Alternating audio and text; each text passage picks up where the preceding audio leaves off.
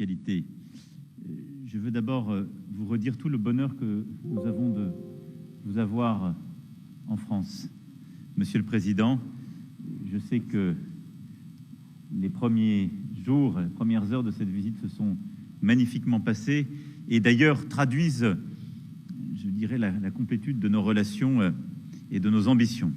Il y a un an, lorsque je me suis rendu à Kinshasa pour ma première visite en République démocratique du Congo, vous m'avez accueilli en ami. Je ne l'oublie pas, et ce, jusqu'à Bandal. C'est donc naturellement en ami que j'ai le plaisir de vous recevoir ici à Paris, car c'est ici Paris, et pour cette nouvelle visite, la 4e depuis que vous êtes chef de l'État, mais la première visite officielle. Et je me réjouis de cette visite car elle témoigne de l'attachement qu'il y a entre nos deux pays dans des moments difficiles, il faut bien le dire, que vous vivez. Monsieur le Président, l'année dernière à Kinshasa, nous avons discuté des pistes de renforcement de ce partenariat bilatéral. Et je voudrais évoquer tout le chemin parcouru. D'abord, nous voulons continuer d'accompagner votre développement économique. On l'a évoqué ensemble, nos équipes ont travaillé sur ce sujet, et nous le faisons de manière partenariale, à votre écoute, en réponse à vos besoins, dans 3 domaines principaux: l'appui aux métaux critiques, aux villes durables et la transformation numérique. À ce titre, je me réjouis de l'intensification des investissements et des échanges commerciaux entre nos deux pays, le partenariat entre Alstom, Metrokin et AFC, qui sera conclu cet après-midi pour construire un train urbain à Kinshasa. Et nous voulons continuer d'aller de l'avant. Nous avons facilité les mécanismes de financement. L'AFD a accru sa présence et continuera de le faire. La Banque publique d'investissement avance aussi avec les entreprises et le développement du secteur privé. Je sais votre attachement et je veux vous dire ici mon engagement pour aller plus loin sur des grands projets d'infrastructure, les corridors ferroviaires, y compris avec l'Angola, le projet INGA, et j'ai eu tout à l'heure le président de la Banque mondiale qui m'a dit son attachement et si la France était prête à y aller à votre côté, sa volonté d'avancer sur ce sujet. Et je veux ici vous dire que nous sommes prêts à y aller. Et la volonté de continuer à avancer fortement avec ce que nous avons signé ensemble, c'est-à-dire le travail du BRGM pour cartographier à vos côtés vos ressources minières, et notre volonté ensemble de travailler à une plateforme et un mécanisme de traçabilité de tous les minerais. Et ce mécanisme que vous appelez de vos voeux, c'est celui que nous soutenons, celui qui permet de lutter efficacement contre les trafics pour tous les minéraux critiques, celui, par exemple, comparable au processus de Kimberley pour le diamant qui existe aujourd'hui. Nous sommes volontaires pour avancer sur cette ligne, comme nous avons commencé à en poser les jalons lors de ma visite donc de l'année dernière. Nous souhaitons aussi poursuivre les discussions pour une convention fiscale bilatérale. Nous avons lancé également une communauté Afrique-France Entrepreneurs à Kinshasa la semaine dernière pour rapprocher les jeunes entrepreneurs français et congolais. Tout avance et nous voulons donc aller encore plus loin sur le plan économique. Je sais que vos discussions de cet après-midi contribueront fortement. Deuxièmement, la France déploie son action en appui de la population congolaise. Nous le faisons dans le sillage des actions que vous portez, Monsieur le Président, particulièrement en faveur de la jeunesse et des territoires. Depuis 2022, sur un horizon de 3 ans, nous avons engagé ensemble pas moins de 500 millions d'euros dans votre pays pour des projets concrets en matière de santé, d'éducation, d'enseignement supérieur et de recherche, de formation professionnelle, d'entrepreneuriat culturel ou encore de sport. Une fois ces engagements respectés, et ils le seront bientôt, je souhaite que nous puissions signer prochainement un nouveau protocole pluriannuel. Je veux ici saluer les initiatives concrètes pour la jeunesse. J'en prendrai 2 à titre d'exemple. Dans le domaine de la mode, la France accompagnera bientôt la création d'un institut régional de la mode à Kinshasa. Et dans le domaine sportif également, nombre de grands sportifs congolais jouent en France, à commencer par le capitaine des Léopards, Chancel Memba, à qui je souhaite le meilleur pour le match de jeudi avec l'OM. Et nous voulons développer notre coopération sportive et allons soutenir la mise en place d'un institut national du sport à Kinshasa sur le modèle de l'INSEP en France. Ce projet vous avait été présenté, je le sais, hier, en marge d'un grand match de football qui s'est tenu à Clairefontaine. Troisièmement, la France voit dans la RDC un partenaire clé dans la protection des trésors que nous avons en partage. La forêt du bassin du Congo est l'un des poumons de notre planète.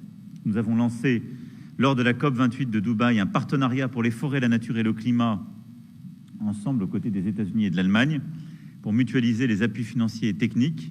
Et je me réjouis que votre pays ait accepté de faire de Kinshasa la capitale hôte de la prochaine conférence des parties du partenariat pour les forêts du bassin du Congo, co-organisée avec le Gabon et la France. L'autre trésor que nous avons en partage avec les forêts, c'est la langue. La RDC est le premier pays francophone au monde.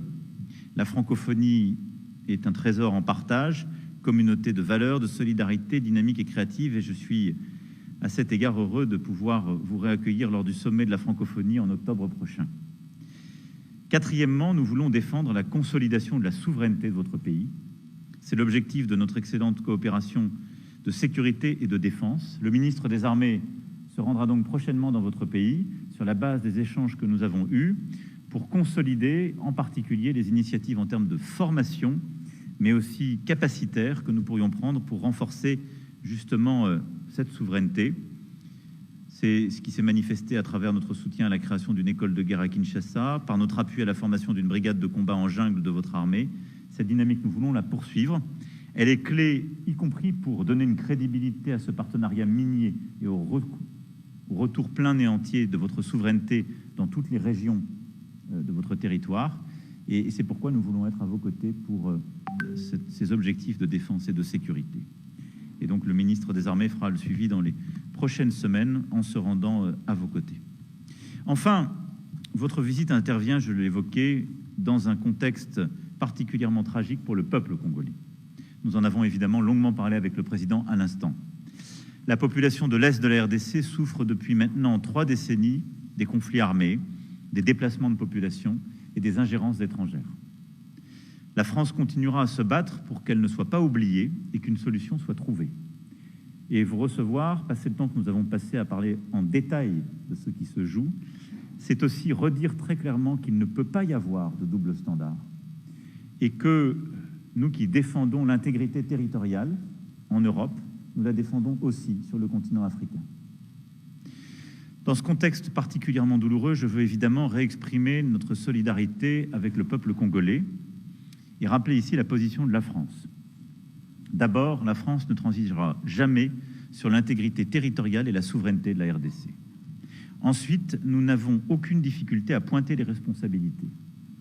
Je vais le dire avec la plus grande clarté possible, la France condamne fermement l'action de tous les groupes armés, et particulièrement l'offensive du M23, qui doit cesser les combats et se retirer de l'ensemble des territoires qu'il occupe. Tous les groupes armés, je dis bien tous, doivent être désarmés progressivement, démobilisés. Et c'est un recours plein et entier à votre souveraineté qui doit s'en suivre. Le Rwanda, je l'ai redit au président Kagame dans un échange récent, doit cesser son soutien au M23 et retirer ses forces du territoire congolais. Je lui ai redit et je le rappellerai dans les prochains jours. Et l'urgence est à la désescalade. Il est également important, dans le même temps, de lutter contre les discours de haine et l'action des anciens génocidaires du FDLR. Et je veux vous remercier pour les engagements très clairs que vous avez pris, pour à la fois agir de manière très concrète et assumer politiquement la lutte contre les FDLR, et nous engager la communauté internationale et les forces onusiennes pour accompagner le processus, évidemment, de DDR de cette force. Aucune de ces forces n'a quelque légitimité que ce soit. La seule force armée qui peut et doit opérer sur votre territoire, ce sont les forces armées de la RDC. La France salue l'engagement de la RDC à mettre fin aux agissements du FDLR, l'encourage à mettre en œuvre cet engagement, et nous sommes avec plusieurs autres alliés à vos côtés, vous le savez, pour mettre en œuvre cette avancée. Enfin, la France s'est attachée aux processus diplomatiques régionaux. Nous pensons que la priorité doit être au dialogue et à la recherche d'une solution diplomatique sous l'égide du président angolais Lourenço. Et nous soutenons cet agenda. Je souhaite qu'il puisse maintenant porter ses fruits de manière très concrète sur le plan justement des décisions sécuritaires et politiques. Et j'ai dit au président, nous allons très fortement l'appuyer, nous réengager, et je souhaite que d'ici à la fin de l'été, nous puissions avoir des initiatives pleinement conclusives pour sortir de la situation que vous connaissez depuis trop de temps. Voilà, Monsieur le Président, cher Félix, ce que je souhaitais dire aujourd'hui. Je tiens une nouvelle fois à saluer votre présence, qui est celle d'un ami, du président du plus grand pays francophone au monde, mais aussi du président d'un grand pays d'Afrique où se jouent beaucoup des questions sécuritaires, mais aussi beaucoup des questions de développement économique, naturel, et que nous accompagnons et accompagnerons dans la durée. Vous pouvez compter sur la détermination de la France. Merci beaucoup, Président. Merci beaucoup, Monsieur le Président, cher Emmanuel. Merci d'abord pour l'accueil qui me rend un peu jaloux, parce que à Kinshasa, on n'avait pas fait pareil. Là, je crois que la France nous a battus, donc nous avons une revanche à prendre. Et donc, vous êtes cordialement à nouveau invité en République démocratique du Congo, cher ami. Merci également. Je crois que le président a tout dit. Je ne vais pas revenir sur les détails de nos discussions.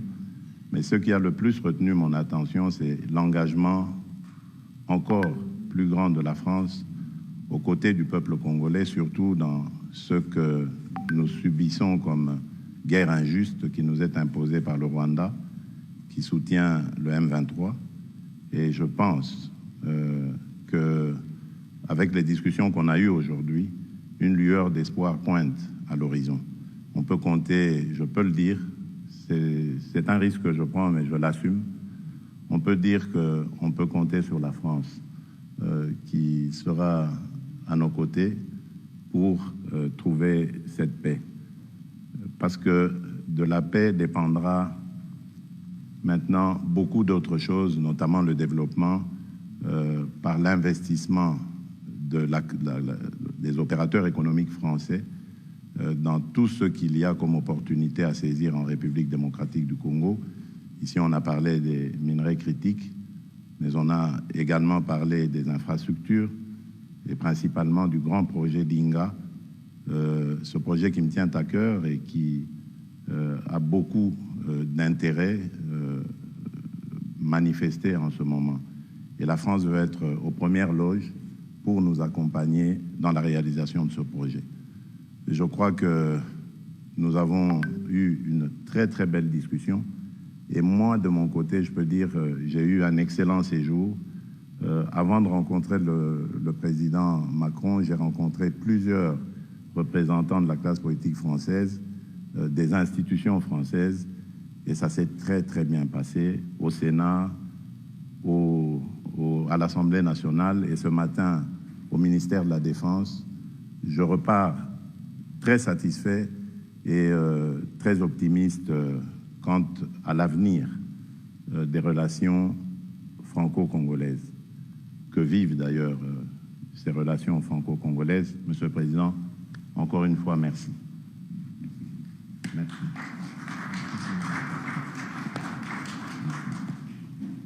On va prendre, je crois, 2 questions. Bonjour, messieurs les présidents. Alors, excusez-moi, mais nous, on a un train de retard. On n'a pas participé au dîner. Alors, je voudrais commencer par parler de cette guerre. Tout commence au génocide rwandais. La France a beaucoup à se reprocher. Le président Macron l'a dit et redit. Ce serait peut-être l'occasion de lever ou de déclassifier les documents toujours secrets pour savoir ce que l'on a exactement à se reprocher. Alors aujourd'hui, la guerre continue et des sanctions sont demandées par la République démocratique du Congo. Ma première question, c'est est-ce que cela a toujours été ou est toujours à l'ordre du jour? Je vous avais déjà posé la question l'année dernière ici. Ça, c'est pour le président Macron. J'ai une question pour le président Tshisekedi. Le président Sarkozy, c'était il y a beaucoup plus longtemps, avait parlé d'exploitation commune des ressources de la sous-région. Jusqu'où n'irez-vous pas pour obtenir la paix? Est-ce que avoir cette paix, pour vous, aura aussi le prix de concession demandé par d'autres pays, et particulièrement le Rwanda? Je vous remercie. Sur les sujets, merci beaucoup pour votre question, sur les sujets mémoriels que vous avez évoqués, Sur les sujets mémoriels que vous avez évoqués, je veux ici être très clair. Il y a un exercice inédit, pas simplement de transparence, mais scientifique qui a été conduit à ma demande. J'ai mandaté le professeur Duclerc avec toute une commission d'experts reconnus, indépendants, qui, pendant de longs mois, ont fait un travail sur la base duquel j'ai prononcé le discours de 2021, qui est le seul discours et les seuls mots qui ont autorité en la matière. Il y a ensuite un travail historique et historiographique qui se poursuit, et tout a été mis à disposition avec un dialogue et d'ailleurs même un changement de nos règles à la lumière de ces demandes. Donc je vous renvoie là aux travaux de la commission Duclerc, à mon discours de mai 2021 sur ce sujet. Maintenant, je parle d'avenir. Sur la situation, notre volonté, c'est de la régler d'un point de vue militaire, sécuritaire et d'un point de vue politique, car tout se tient. Et vous avez raison, la situation que connaît l'Est de la RDC étant enquistée au fond depuis 3 décennies. Et certains ont pris des habitudes, il faut bien le dire. Et elle suppose d'avoir une réponse à l'égard de tous les groupes armés. C'est pourquoi je vais ici être très clair, puisque vous m'interrogez de manière générique sur la question des sanctions. La France, d'abord, a condamné publiquement les agissements rwandais à l'est de la RDC, et ce, à plusieurs reprises depuis la fin 2022. Nous avons aussi pris des sanctions. Au niveau européen, c'est parce que la France a plaidé justement pour le renforcement du régime en vigueur en décembre 2022 que des mesures restrictives individuelles inédites ont été prises 6 mois plus tard à l'encontre des groupes armés congolais M23 et FDLR et d'un officier rwandais impliqué sur le terrain au Nord Kivu. Nous continuerons à explorer cette voie à chaque fois qu'elle sera nécessaire. On a d'ailleurs parlé très précisément avec le président de ce sujet. Pour le moment, nous considérons que, d'abord, on continuera à apporter des sanctions comme ça individuelles et ciblées en fonction des évolutions sur le terrain. Notre priorité, elle est à l'action DDR à l'égard de tous les groupes armés, réimplication des forces régionales onusiennes reconnues et acceptées par la RDC sur son sol, et avec un travail et des engagements que nous demandons au Rwanda. Et ce faisant, nous pensons que le dialogue et la recherche de la solution diplomatique et sécuritaire est plus efficace à ce jour. Mais rien ne doit être exclu, et nous ferons tout ce qui est utile à chaque étape, comme nous l'avons fait tous ces derniers mois et ces dernières années. Oui. Ce qu'avait dit le président Sarkozy il y a quelques années était peut-être sujet à débat en ce moment-là, mais je pense que beaucoup d'eau a coulé sous les ponts depuis lors. Et aujourd'hui, la situation est totalement différente. Je suis moi-même témoin vivant de ce que je vais dire.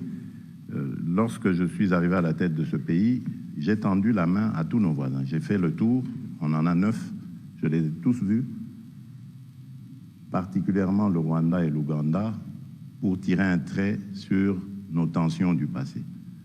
Et nous avons expérimenté ce dont avait parlé le président Sarkozy, c'est-à-dire cette coopération sur des projets, des joint ventures, une coopération qui allait mettre ensemble nos pays et déboucher sur le bien-être de nos populations. Mais j'ai été payé en monnaie de singe. Je ne vous l'apprends pas. Vous le savez, nous avons été poignardés dans le dos par le Rwanda qui, au lieu de se contenter de cette proposition que je faisais, qui allait garantir une transparence dans nos échanges et garantir aussi le principe gagnant-gagnant dans cette collaboration, ils ont préféré continuer ce trafic illicite qu'ils mènent sur le sang du peuple congolais. Et cela me rend donc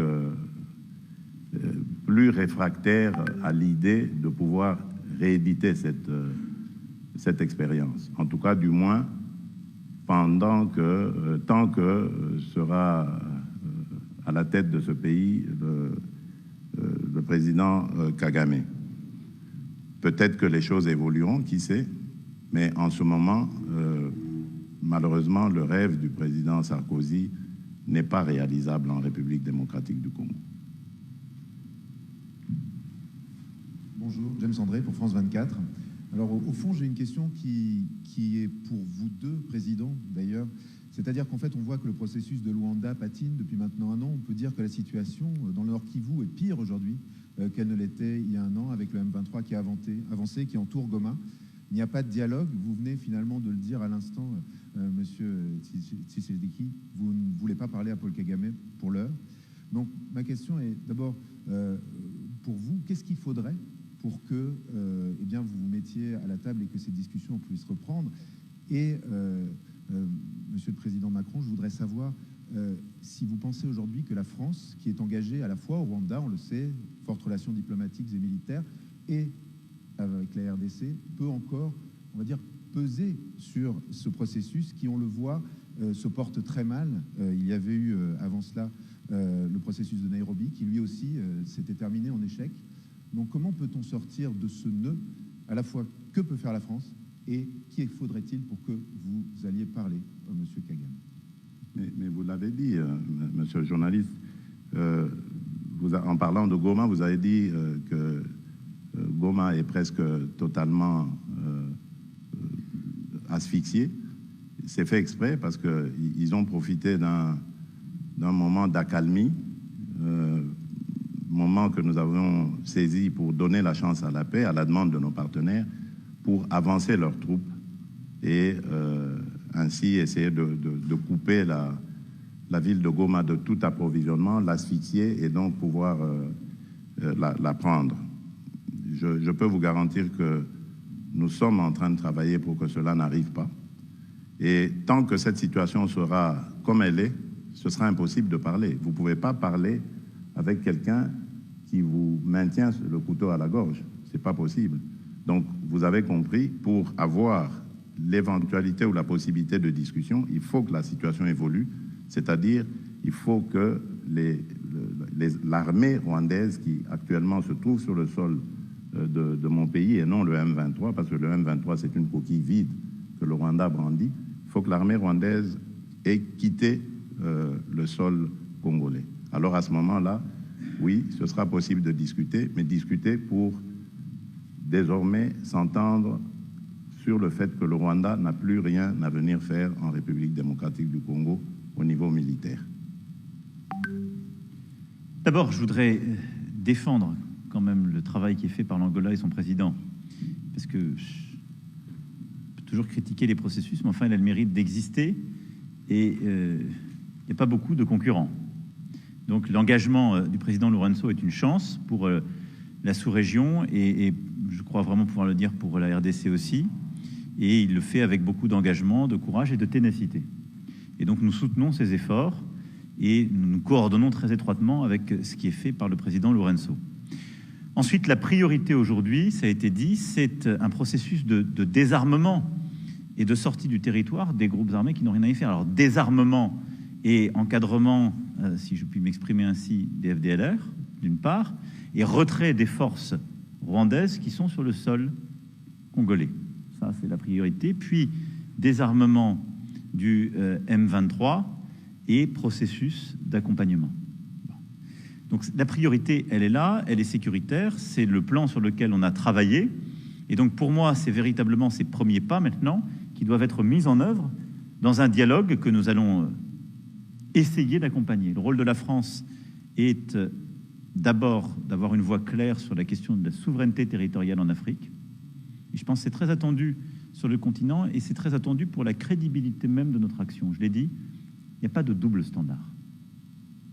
Et donc on ne peut pas dire chaque jour que la souveraineté territoriale en Europe justifie des efforts massifs et notre soutien à l'Ukraine, mais que la souveraineté territoriale de la RDC, ce serait une question secondaire. Non. Donc ça, on y tient. La deuxième chose, c'est que parce que nous parlons à toutes les parties, c'est d'essayer d'aider cette médiation. Et comme nous l'avons fait aujourd'hui, je remercie encore une fois le président qui a pris des engagements clairs sur les FDLR, qui suppose un engagement aussi très fort de la communauté internationale et des forces onusiennes, mais son poids politique est important pour ce processus. Il a du coup de la valeur vis-à-vis des Rwandais que je me fais fort de convaincre d'un retrait en parallèle de leurs forces qui n'ont rien à faire sur le sol congolais. Et si on arrive à réenclencher un tel processus, la confiance se crée. Je suis très prudent, parce que vous avez raison de rappeler que les derniers mois ont plutôt été vers un accroissement des tensions. mais il nous faut réengager. Le rôle de la France est celui-là, c'est de le faire avec beaucoup de transparence, avec la défense de nos principes, des équilibres de la sous-région, et de le faire en lien très étroit avec les médiations régionales. Donc nous allons continuer de nous engager de bonne foi sur des principes très clairement établis dont nous avons parlé ensemble et que je vous ai exposés dans la plus grande transparence. Je pense qu'on peut y arriver, je dirais même que nous devons y arriver. La réalité, c'est celle que votre confrère évoquait juste avant, c'est que nous parlons là d'une situation qui, depuis 3 décennies, s'est installée.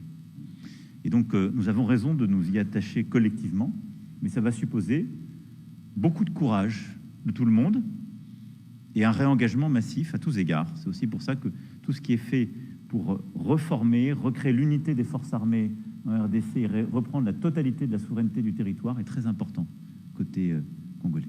Merci beaucoup. Merci, mesdames et messieurs, et merci à nouveau au président